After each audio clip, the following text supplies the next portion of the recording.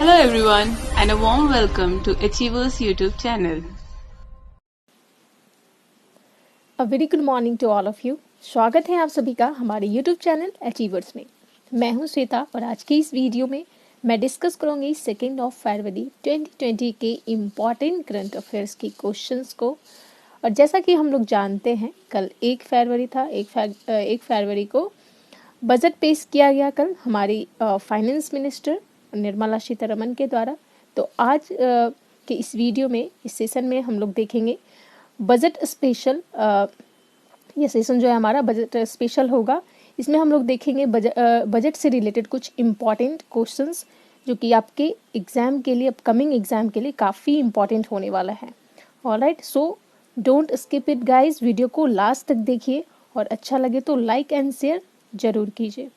Okay, now start करते हैं। आज का पहला क्वेश्चन देखिए, हर वर्ष विश्व आर्द्र दिवस कब मनाया जाता है?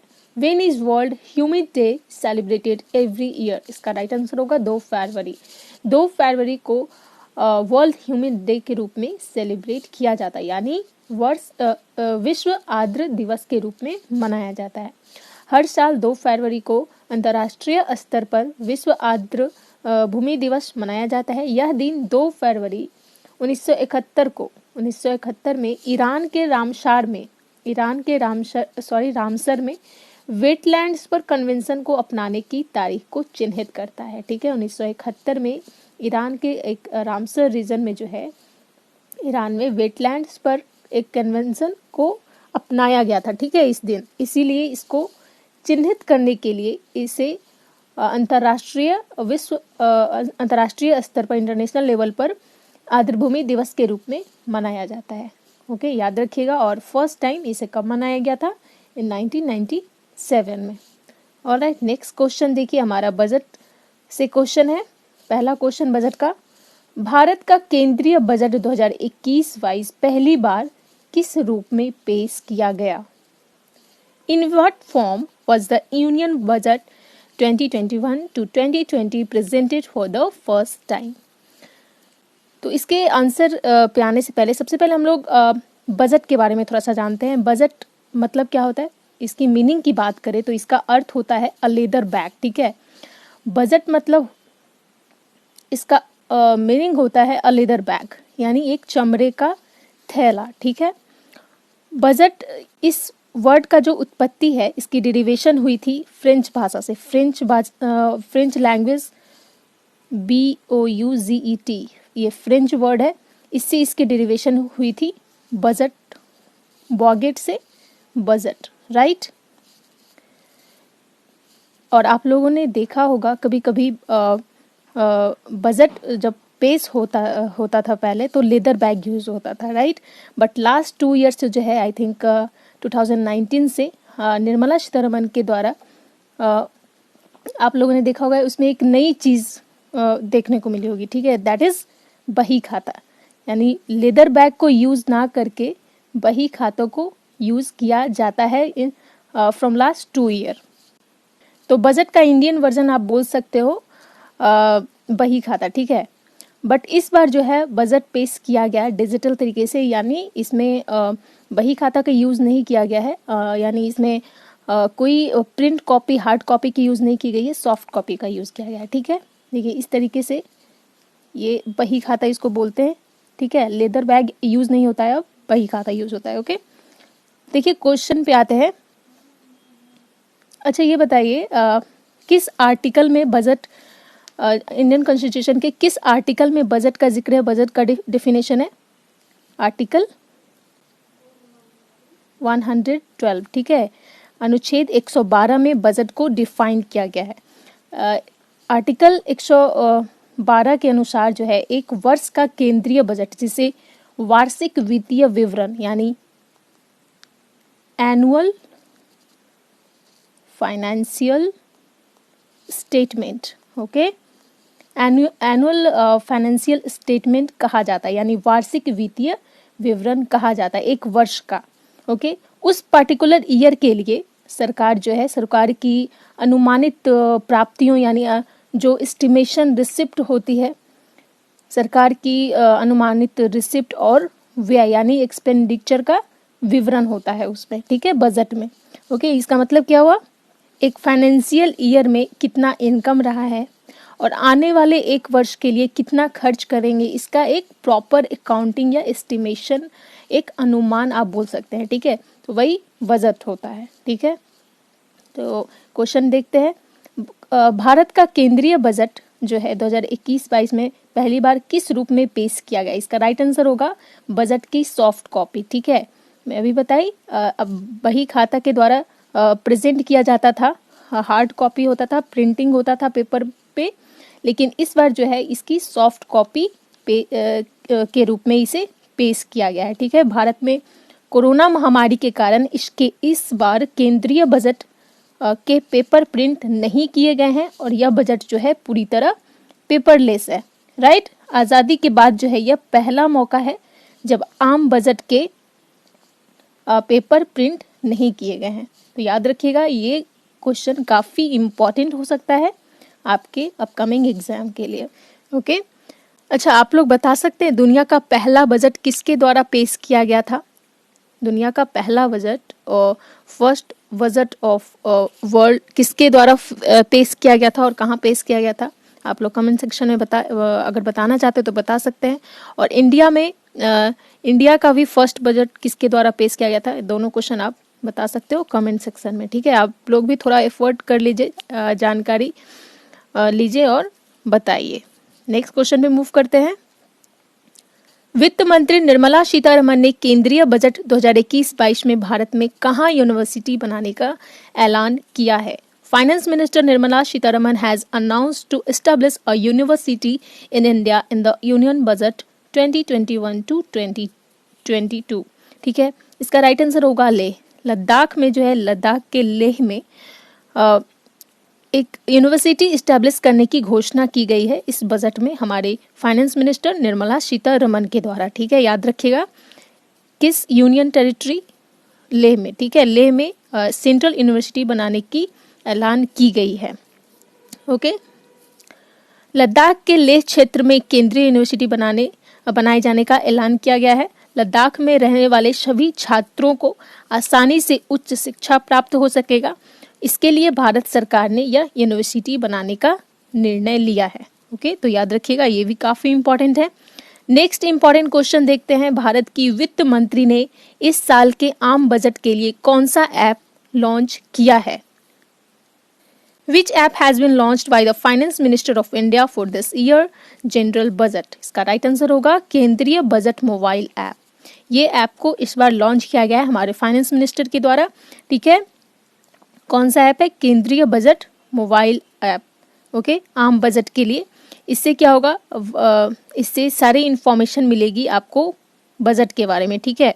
भारत की वित्त मंत्री निर्मला सीतारमण ने सभी हितधारकों को केंद्रीय बजट की जानकारी आसान और त्वरित पहुंच प्रदान करने के लिए केंद्रीय बजट मोबाइल ऐप लॉन्च किया है, ठीक है। क्यों किया है, इसके थ्रू जो है इजिली आपको इंफॉर्मेशन मिल सकती है बजट के बारे में, ठीक है।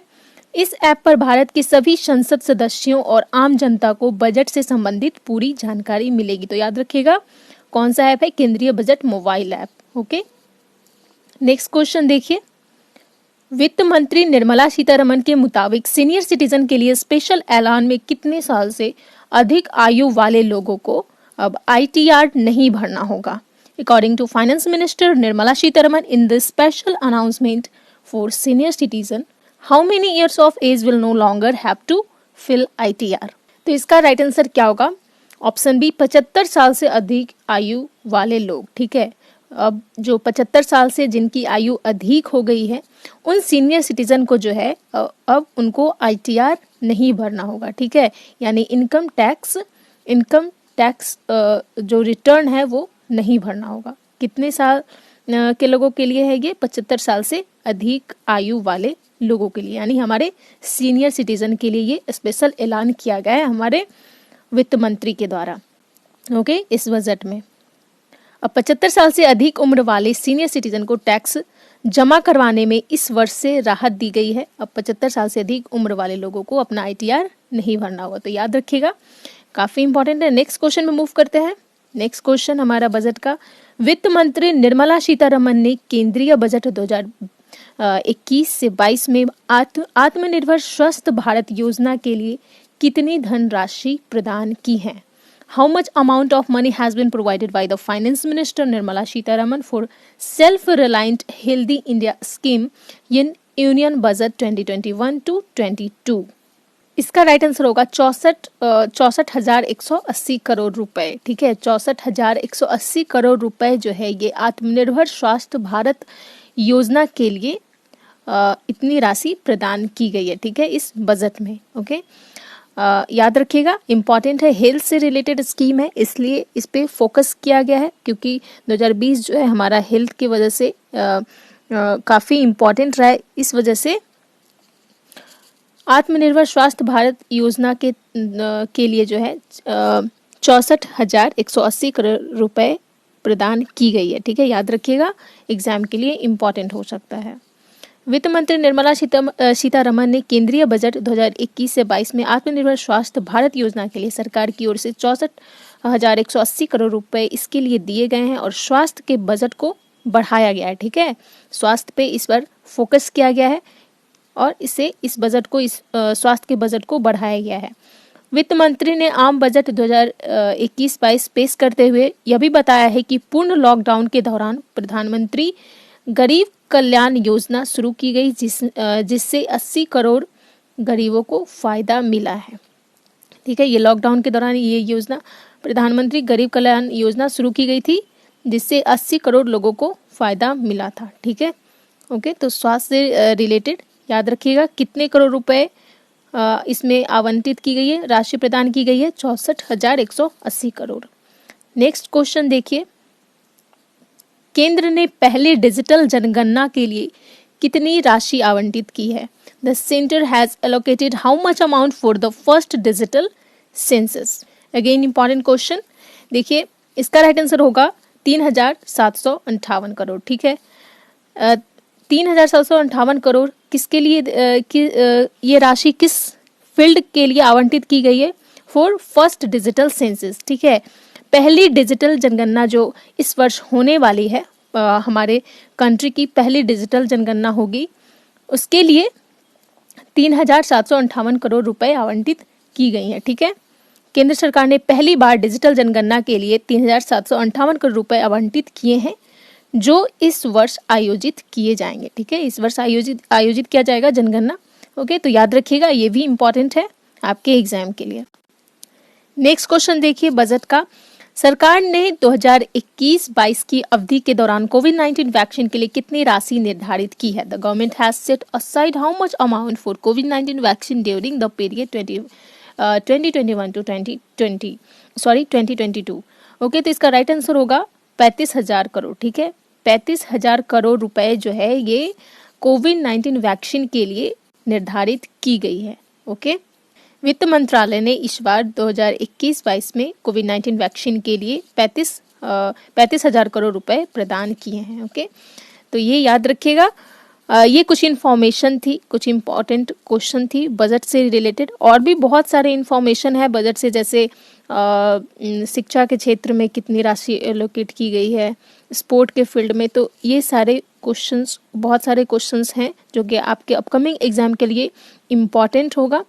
तो उसके लिए बजट से रिलेटेड एक इंडिविजुअल वीडियो, एक स्पेशल बजट से रिलेटेड वीडियो आ जाएगा। ठीक है, जिसमें सारी इन्फॉर्मेशन आपको देखने को मिलेगी। ओके, मूव करते हैं नेक्स्ट क्वेश्चन पे। एक बहुउद्देशीय समुद्री शैवाल पार्क किस राज्य में स्थापित किया जाएगा? A multipurpose seaweed park will be set up in which state? इसका राइट आंसर होगा तमिलनाडु। ठीक है, तमिलनाडु में एक बहुउद्देशीय यानी मल्टीपर्पज समुद्री शैवाल पार्क स्थापित सेटअप किया जाएगा। ठीक है, किस राज्य में? तमिलनाडु में। ओके, याद रखिएगा, रिसेंटली जो है एक जियोलॉजिकल पार्क भी स्थापित किया गया था। कहाँ? महाराष्ट्र में। राइट, महाराष्ट्र में स्थापित किया गया था, जिसका नाम था Bala Sahab Thackeray Gaudewada international geological park. Okay, next, केंद्रीय बजट 2021-22 में केंद्र ने बताया कि इसका उद्देश्य जो है समुद्री शैवाल की खेती को बढ़ावा देना है और इसके लिए तमिलनाडु में एक बहुउद्देशीय समुद्री शैवाल पार्क की स्थापना की जाएगी। इसका उद्देश्य क्या होगा? समुद्री शैवाल की खेती को बढ़ावा दिया जाएगा। ओके, तो याद रखिएगा तमिलनाडु में समुद्री शैवाल पार्क की स्थापना की जाएगी। मूव करते हैं नेक्स्ट क्वेश्चन पे। किस राज्य में एक नई जेको प्रजाति की खोज की गई है? इन विच स्टेट अ न्यू जेको स्पीसीज हैज बीन डिस्कवर्ड? इसका राइट आंसर होगा अरुणाचल प्रदेश। अरुणाचल प्रदेश में एक नई जेको प्रजाति की खोज की गई है, जेको स्पीसीज। ओके, भारत भर के 5 संस्थानों के शोधकर्ताओं की एक टीम ने अरुणाचल प्रदेश में इस नई प्रजाति जिसका नाम है जेको प्रजाति की खोज की है। ओके, अरुणाचल प्रदेश के बारे में देखिए, यूनियन टेरिटरी 21 जनवरी 1972 में इसे बनाया गया था और स्टेट का इसे स्टेटस प्राप्त हुआ था, राज्य का दर्जा दिया गया था इन 1987 20 फरवरी को। ओके, कैपिटल इसका ईटानगर है, largest city also Itanagar, district total district 25 है। बीडी मिश्रा अरुणाचल प्रदेश के गवर्नर हो गए and Pema Khandu CM of Arunachal Pradesh. All right, यहाँ देखिए नेशनल पार्क देख लीजिए और हाई कोर्ट इसका गुवाहाटी हाई कोर्ट और इसका ब्रांच जो है ये ईटानगर में है। नामदफा नेशनल पार्क हो गया और मॉलिंग नेशनल पार्क हो गया आपका अरुणाचल प्रदेश का। ओके, मैप पे देख लेते हैं, ये रहा। सॉरी, आज मैप मिसिंग है, यहाँ देख लीजिए आप। अरुणाचल प्रदेश जो है ये 3 कंट्री से बाउंड्री शेयर करता है, दैट इज भूटान हो गया जो कि वेस्ट से है, Tibet autonomous region of China से करता है एंड म्यांमार, ओके, नॉर्थ में म्यांमार से करता है, और इंडियन स्टेट 2 इंडियन स्टेट से करता है, दैट इज नागालैंड और असम। ठीक है, तो याद रखिएगा। नेक्स्ट क्वेश्चन देखिए, हाल ही में सोमदास चैतनूर का निधन हो गया है, वह किस क्षेत्र से संबंधित थे?